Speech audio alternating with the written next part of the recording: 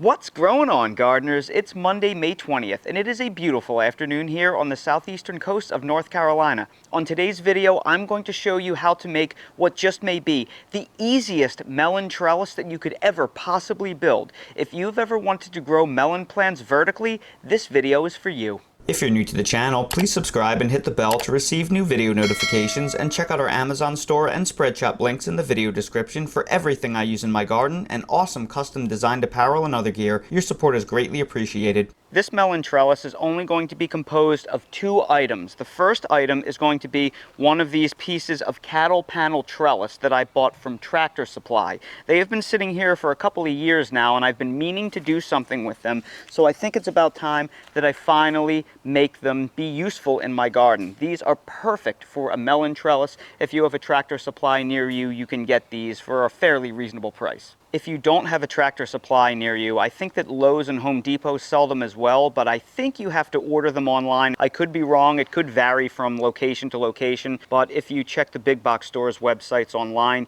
you usually can order them in somewhere. The second item that I will be using are fence staples. I was able to get a bag of these off the internet for very little money. This is what I'm going to use to secure the cattle panel trellis, and I'll make sure to link to this item down in the video description for your convenience. So first things first, what melons will I be trellising and why? Well, I will be trellising smaller fruited melons that are more vulnerable to damage from pests. I will not be trellising watermelons because I've tried to grow watermelons vertically in the past, and what I have found is that the fruit is so heavy that if they hang on the vines, they snap off well before they ripened. All of my vertically grown watermelons were a failure because they would fall off and split on the ground well before they even began to turn. So I found that the heavy fruited melons are best grown sprawled out on a weed barrier, and because the rinds of watermelons are so thick, they are generally resistant to pests anyway, so they tend not to suffer as much damage unless you have something like a raccoon problem that can claw through anything. I will be trellising the smaller fruited melons that I have growing in this raised bed right here. I have a honey rock cantaloupe, a Kajari melon, a model melon, a lemon drop melon, and a melonade melon. These are all smaller and they have thinner skin, so they are much likely to be damaged by things like rats or rodents or squirrels or even insects that want to try and get their way in. So because they have such thin skin, you want to get them up off the ground where pests are less likely to attack them. And the way I'm going to build this trellis couldn't be any easier. I specifically planted this raised bed right up against my fence so I could take this piece of cattle panel and I could hang it up on my wooden fence that surrounds the perimeter of my yard, and then use these fence staples to secure the cattle panel trellis to the fence. That's it. It is that simple. But you may be thinking, well, if I don't have a wooden perimeter fence around my yard, what can I do? If you don't have a wooden fence like I do to secure your cattle panel trellis to, all you have to do is go to Lowe's or Home Depot or Tractor Supply and get some of these T-posts and pound them into the ground, and then just use T-post tie clips or even heavy-duty zip ties and just mount the cattle panel trellis to the T-posts. That's really all you have to do. Or if you don't like the look of T-posts, you can just go to the lumber department at Lowe's or Home Depot or wherever and get yourself landscaping timbers or 4x4 wood posts. Take a post hole digger, dig it about 32 inches deep, and just drop these in, and that can secure your cattle panel trellis. Whatever you decide to do, I'll make sure to place direct links down in the video description to things like the T-post clips, a post hole digger, a T-post pounder, things like that. I'll put everything that you need in order to make this happen. But if you already have a wooden perimeter fence, this could not be any easier. So here are my melon plants that are planted specifically in the rear of this raised garden bed. And I already got my cattle panel trellis into place, so it is perfectly centered relative to the raised bed.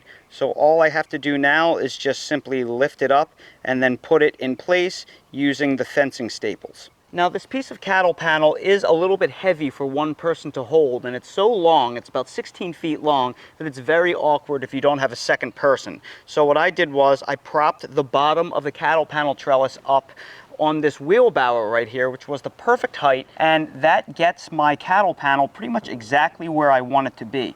So I'm going to put a couple of temporary staples in here just to hold it in place so I can get to the second part and have this suspended in the air. So let's just pound the staple in.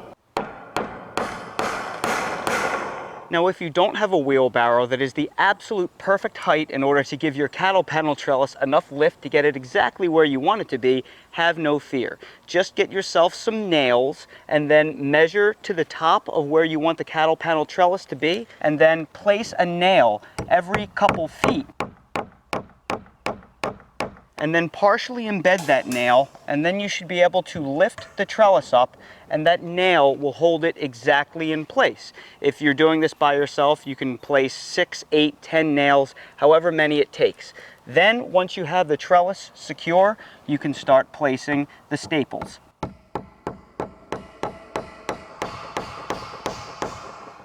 Now that the trellis is secure, we are going to place the staples every foot or so.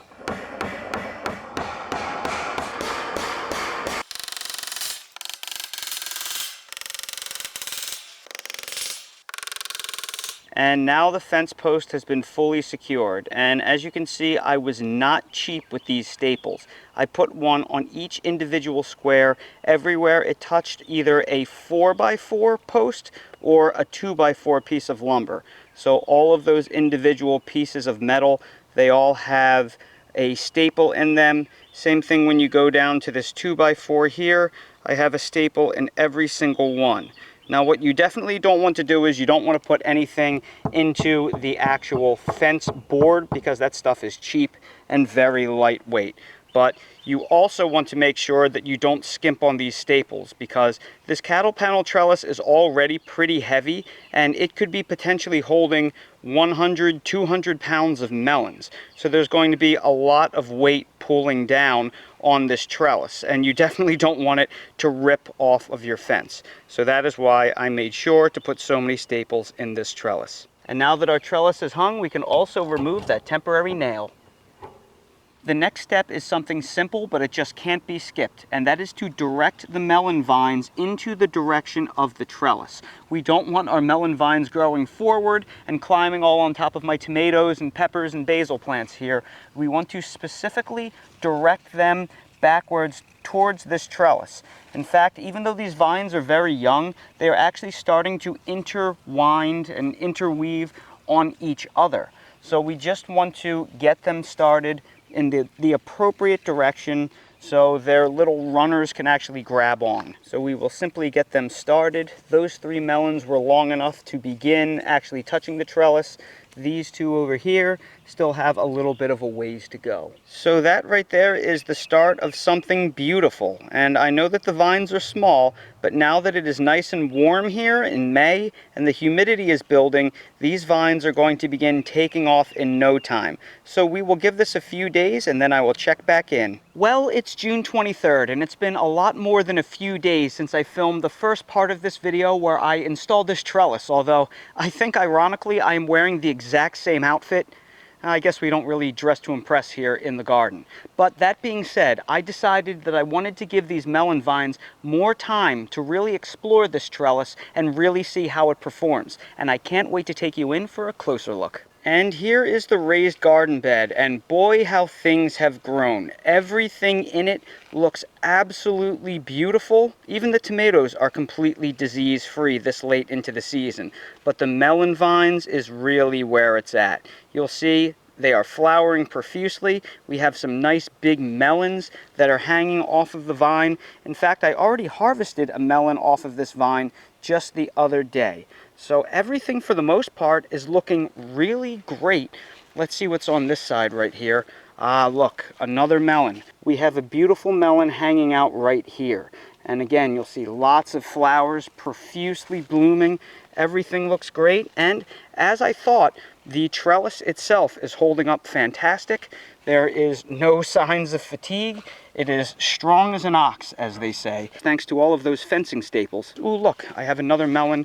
This is, I think, a honey rock cantaloupe that is forming right there. Wow, really beautiful, starting to get into some nice production, and it's only going to get better and better. So what we have here is an incredibly easy to build, very affordable, incredibly strong trellis for all of your melon vines. And this could also be used for things like cucumbers, for grapes, for smaller squashes, for vining zucchini, pole beans. I mean, the world is really your oyster when it comes to your imagination. You could use it for cherry tomatoes or even beefsteak tomatoes. It's awesome. In fact, my neighbor just told me the other day that he doesn't want me to prune any of the vines. Whatever crawls up over the fence, he wants dibs. So this is not only just making me happy, but it's making my neighbors happy as well. So if you're looking for a very easy, inexpensive cattle panel trellis to build, consider this one. So everybody, I sure hope you found this video helpful. If you did, please make sure to hit that like button, subscribe to the channel, and please ring that notification bell so you're notified when I release more videos like these. Again, if you're curious about any of the products that I used in this video, I placed direct links to all of them down in the video description, except for the cattle panel. You will have to pick that up locally. If you're curious about any of the other products that I use in real life in my garden in general, they are all linked in the video description in my Amazon storefront link. So expand that video description, click on the Amazon link, and you'll see everything I use in real life. And while you're down there, please check out my spread shop for custom merch if you want to support the channel. Thank you all so much for watching, and I hope to see all of you again on the next video. Check it out, Dale. There's a gator watching us, buddy. I always like to say in these videos that most people don't know that North Carolina has alligators, but we have a lot of them here on the coast. We have a nice little gator head poking out right there. Look at that guy right there. Let's see if we can get a little closer. There he is. There's Wally the gator. Dale doesn't care. He's caught on a scent. He's combination sniffing a scent and hunting, as well as scratching his nose in the grass. Meanwhile, Gator is having a nice Monday evening. There's a handsome boy, or a pretty girl right there. I'm not really sure. I don't really know my gators too well. But let's go, buddy. We'll leave the gator alone. Let's get back to our walk.